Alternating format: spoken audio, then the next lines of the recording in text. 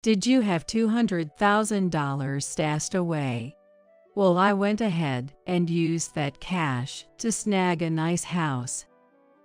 One day, my mother-in-law confessed to buying a house without my consent. When my anger exploded, I discussed the matter with my husband, and he took my mother-in-law's side, saying, Well, just let Mom do her thing. Forget about the $200,000. There's no way I can forgive this. I vowed to take revenge on both of them. My name is Sheetal. I married Adrian 5 years ago, who works at the same food company as me. We are both so busy with work that we can't find much time for each other. Nevertheless, we get along well and spend quality time together when we can. However, I don't have a good relationship with my mill. It all started when I visited my in-laws to introduce myself before our wedding. Of course, you'll become a housewife to Adrian and the family once you're married, right? Well, I actually want to continue working even after we're married. Adrian said it's okay for me to keep working. Normally, a wife is supposed to support her husband at home. That's what I did when I married my late husband. The idea that the wife should become a housewife and leave the earnings to the husband after marriage is outdated, right?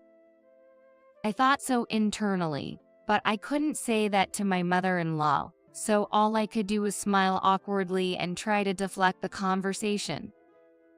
Are you sure Adrian agrees with you working? He comes home tired from work every day, and if you're not at home, it'll increase his burden, won't it? That's your perspective, right? I'm okay with it. Let Sheetal do what she wants. My husband said that and managed to calm my mill down, so we left there without any further unpleasantness. Thank you for today. If you hadn't stopped your mother, she might have said more unpleasant things. Well, my dad passed away, and she raised me on her own for a long time. She must have been worried about a lot of things. Don't worry too much. He stood up for me and cared about me. I'm lucky to be able to marry such a wonderful person. On our way back to our apartment, I secretly felt happy. We lived happily as a couple for 5 years. But one day, my husband came to me with a proposal that he wanted my mill to live with us. You know, we're both often away from home because of work, and I thought maybe my mom could live with us in this apartment. Honestly, I don't like that idea. I see. Sorry for bringing it up out of nowhere. Forget about it. Obviously, I couldn't agree to it so suddenly. My husband backed down easily, and I was relieved that we wouldn't be living together. 1 week had passed after my husband asked me to live with my mother-in-law. On that day, I came home from work around 9 p.m., exhausted. I'm so tired. Well, I guess I should make dinner. As I mumbled to myself at the front door while trying to unlock it, I noticed that the door was already unlocked. I thought my husband had come home earlier today. He usually lets me know when he's leaving work early, but he must have forgotten to mention it today. Without thinking too much about the unlocked door, I opened the door. I'm back. Oh, you finally came home. Oh, what a surprise to see you here. Where's Adrian? Adrian hasn't come home yet. He gave me a spare key, so I let myself in. What does that mean? That he gave the spare key to my mill? I never heard anything about that. I was taken aback by my mill's sudden appearance and stood there in shock. Don't just stand there. Can you make dinner? I've been waiting for you to come home. Haven't you had dinner yet? No, I haven't. It's quite audacious to barge into someone's house and expect to have dinner, isn't it? I thought so, but I couldn't just dismiss my mother-in-law rudely. Oh, I see.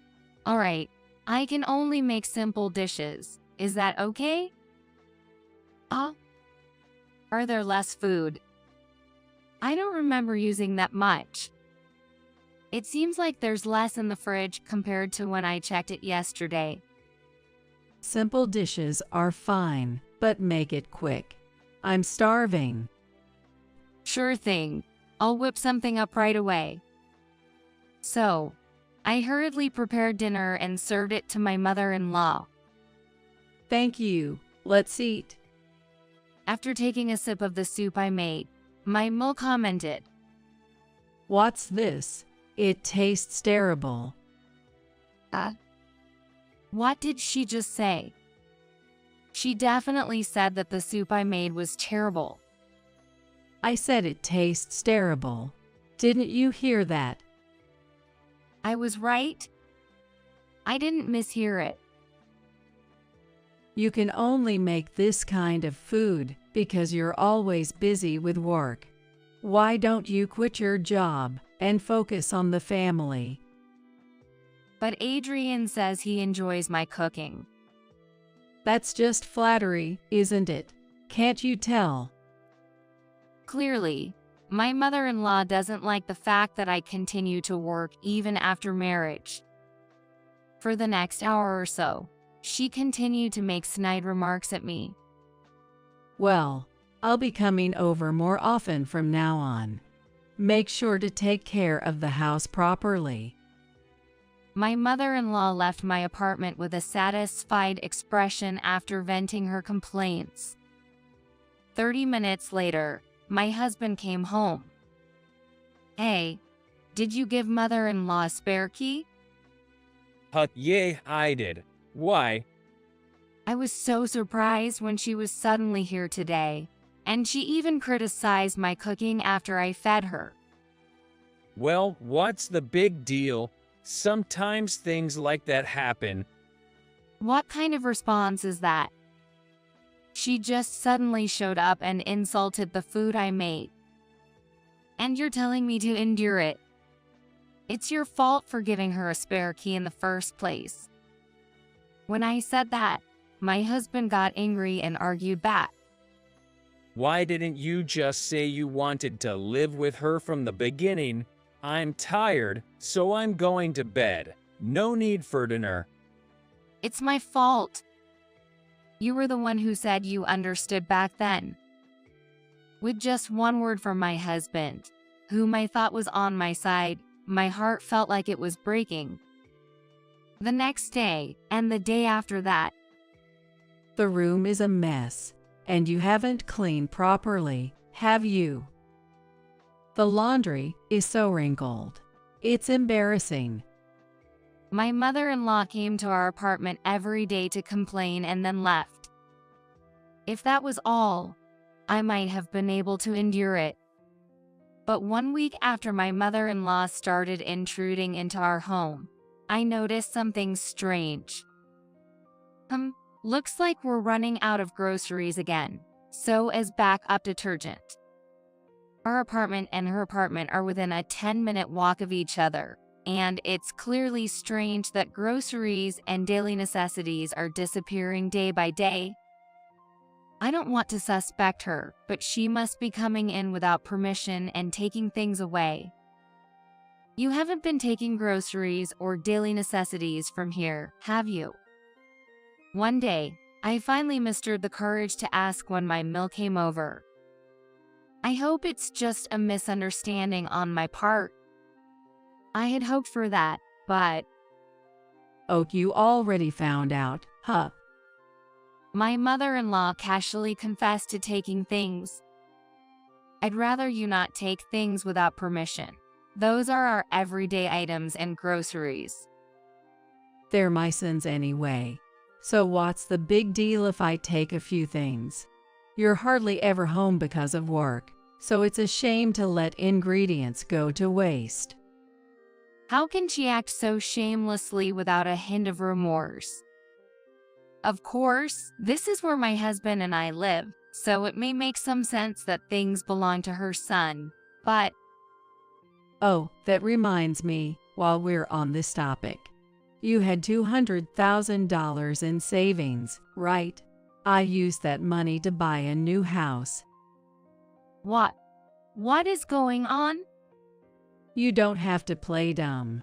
You were hoarding money in your bank account, right? I was surprised when I checked your bank book. There was quite a sum in there. I have no idea what she's talking about. She used $200,000 of my savings to buy a house without asking for permission. And without anyone's consent. But you can't withdraw the money with just the bank book, right? Do you know the PIN? You had the PIN code for the bank book written on a note, didn't you? Oh no. I didn't expect anyone to look at my bank book, so I let my guard down. I had indeed left a memo with a PIN to remember it. I wanted to live in a better house. It was perfect. She left while laughing loudly. I can forgive this. Using someone else's money like that.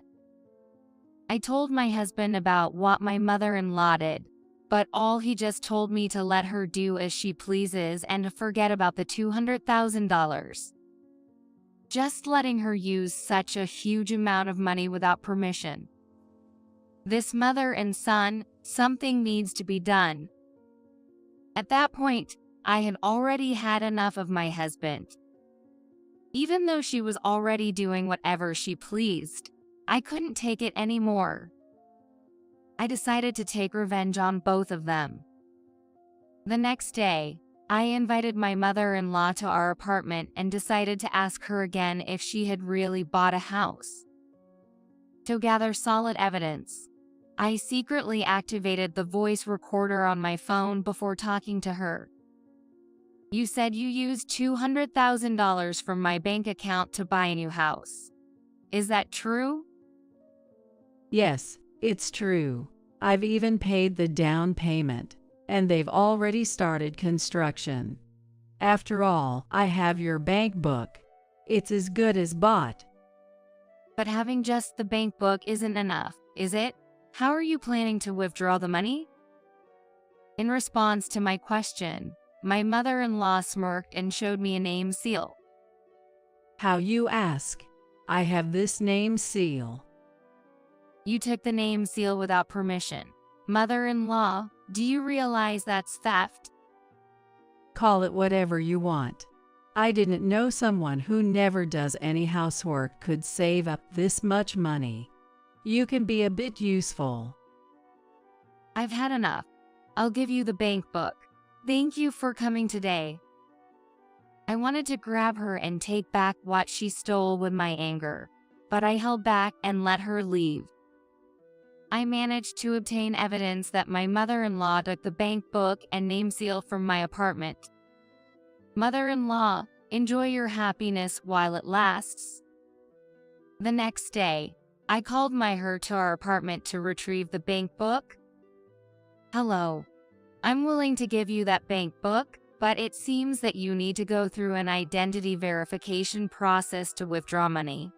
I'll go and withdraw it on your behalf, so can I keep the bank book and seal? Oh my, I didn't know that. Well then, I'll bring those to you right away. Thank you. I told her over the phone, but of course, there's no way I was going to withdraw $200,000. Besides, in this day and age, there's no way you can withdraw such a large sum of money without proper identification, right? How foolish can she be? She seems to care only about immediate money and doesn't think for a second that what she did was a crime. With the bank book and name seal retrieved from my mill, I immediately headed to the police. What's going on? Is it some kind of incident? Yes, it is. My mother-in-law took my bank book and name seal without permission and tried to purchase a new house. Huh? You weren't the one buying it. No, it's not me. My bank book and personal seal were stolen. I want to file a police report. The police listened to my story seriously and accepted the report, looking concerned. Later that night, when my husband came home, I told him that I had filed a police report. Your mother took my bank book and name seal without permission and tried to buy a house. I reported it to the police. She might get arrested soon. What? Why would my mom get arrested? Why, you ask? Don't you understand? What your mom did is a serious crime. Even so, there's no need to go to the police. Even if I tell you, you just want me to let her do as she pleases, right? Why should I have to give that old hag a large sum of money? Why are you calling her an old hag in front of me? So, if they're your in-laws, does that mean they can do whatever they want? Should I just be quiet if they come to kill me? I won't stand for it.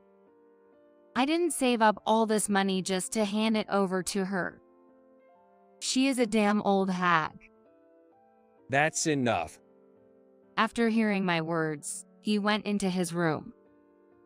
He returned to the living room a while later and handed me the divorce paper. You're the last person I expected to say something like that. Sign this. I didn't expect him to carry it around. Well, if he's going to be like that, there's no helping it. I had already lost patience with him. Is this a threat? I'll sign it, so hand it over. My husband seemed a bit surprised that I agreed to sign it so easily. After finishing signing the paper, I showed it to my husband. There you go. Is this what you wanted? Yo.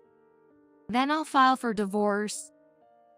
He probably didn't want to see me anymore after that conversation. After that, my husband hurriedly left our apartment, even though it was late at night.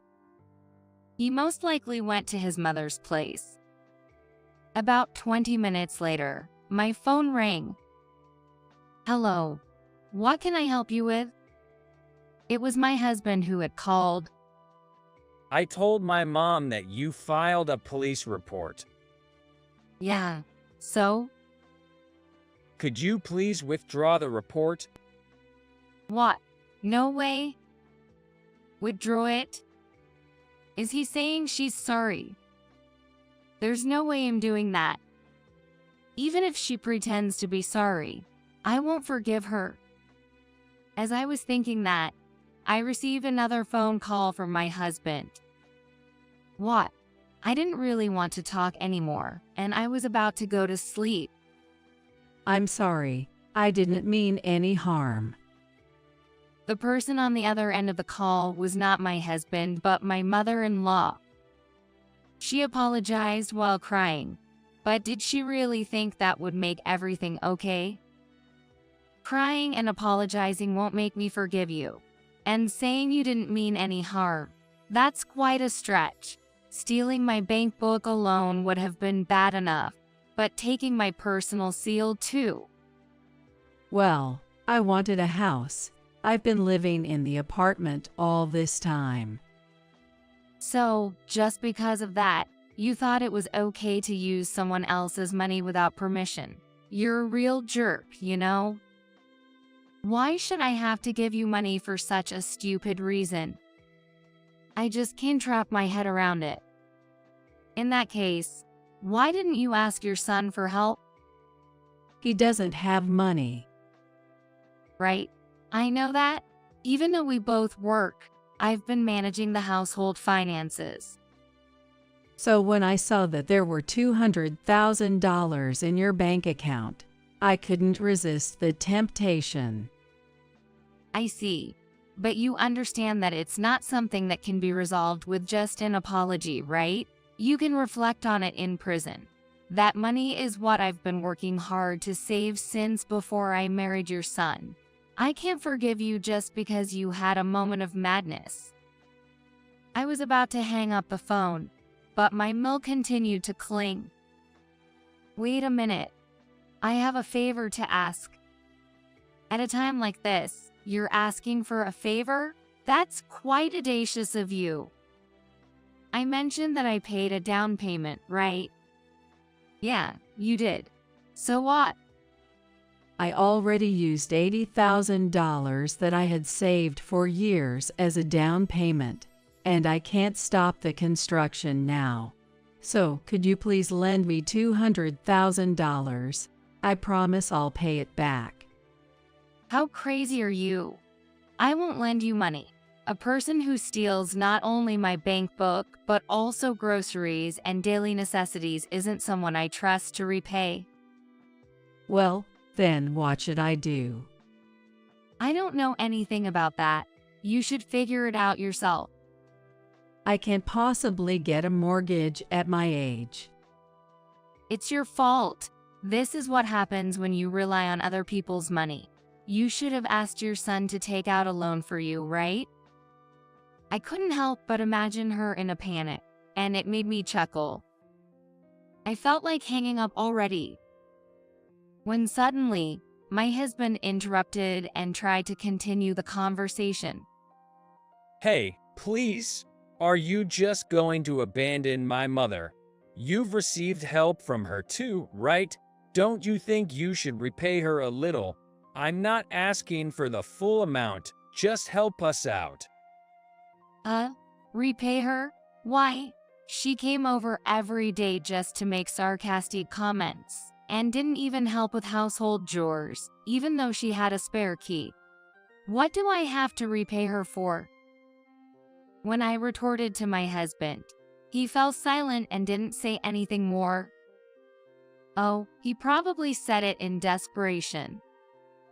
Did he think that appealing to my emotions would get us some help? Well, that's how it is. I won't help you in any way. Good luck. Wait, we'll find a way to deal with my mom, and we won't cause trouble for you, so please, can you reconsider the divorce? Too late for that now. Your mother is more important to you than me, right? You never really supported me anyway. I'm really sorry about that. From now on, I'll cherish you too, Sheetal. You don't have to cherish me anymore. I'll be a complete stranger tomorrow, and you can happily live with your beloved mother. I said that to my husband and hung up the phone. I thought it would be a hassle if he called again, so I turned off my cell phone and went to sleep. It seemed that my husband didn't come back that night. They're probably consoling each other. The next morning, I took a day off from work and went to the city office to file for divorce. From now on, I'll be a complete stranger to Adrian. Of course, I don't care what happens to his mother anymore. For the next 3 days until I left the apartment, he didn't have a proper conversation with me. And of course, I didn't initiate any conversation either. For now, I plan to stay at my parents' place. It's an hour's commute from work, but it's doable. As I was leaving the apartment I had lived in until now, Adrian offered a word of apology, but I chose to ignore it and walked away without a word. It's quite an abrupt ending to what was supposed to be a love story before we got married. But strangely, I didn't feel sad at all. In fact, I felt relieved to be free from this messed up family. There's no way I could forgive them, no matter what they say. It's because he's been ignoring my own problems and always defending his mother that things turned out this way. If back then, he had been seriously angry with my ex-mother-in-law for stealing the bank book and buying a house, I might have respected him a bit. Both my ex-husband and his mother underestimated me. But I don't intend to just take it lying down. They're in for a hellish life of loan repayments now, so they better work their butts off like crazy. Since that's what his mother wants. they can manage that much. They both brought this on themselves. Serve them right, I thought, as I drove toward my parents' house. A week later, I received a call from the police saying they had arrested my ex-mother-in-law on suspicion of theft. Apparently, the fact that we weren't living together was the key factor in her arrest. If you had been living with your Mel, we might not have been able to arrest her, as it could have fallen under a relative theft case. I see. I'm glad you arrested her. I expressed my gratitude to the police and hung up. Hopefully, this arrest will make her reflect on her actions while in prison. Just as I was thinking that, I received a call from my ex-husband. Hello, my mom got arrested. I know. I just got a call from the police. But without my mom here, it's impossible for me to keep paying the mortgage on my own. So what? Don't tell me you're going to ask me for help again? Oh, well. Don't ever call me again. I said that and abruptly ended the call. After that, I blocked his calls and messages to ensure he wouldn't contact me again. 1 month later, I got some news from a coworker. Cheadle, did you hear? I hope it's not rude to tell you this, but Adrian quit his job. Adrian and I work at the same company, but I'm an office worker and he works in the field. We rarely see each other, so I had no idea. For some reason, the news of his mother's arrest had spread within the company, and my ex-husband couldn't continue working there. Of course, I didn't spread such rumors. After that, I had no idea what happened to him, but he's probably struggling with loan repayments by now. 3 years later, I got married again. The person I married is someone I met in a completely unrelated place, and he really cares about me. My new parents-in-law also adore me, and I love them dearly. Finally, I might be able to find true happiness. I sincerely hope that nothing like that ever happens again.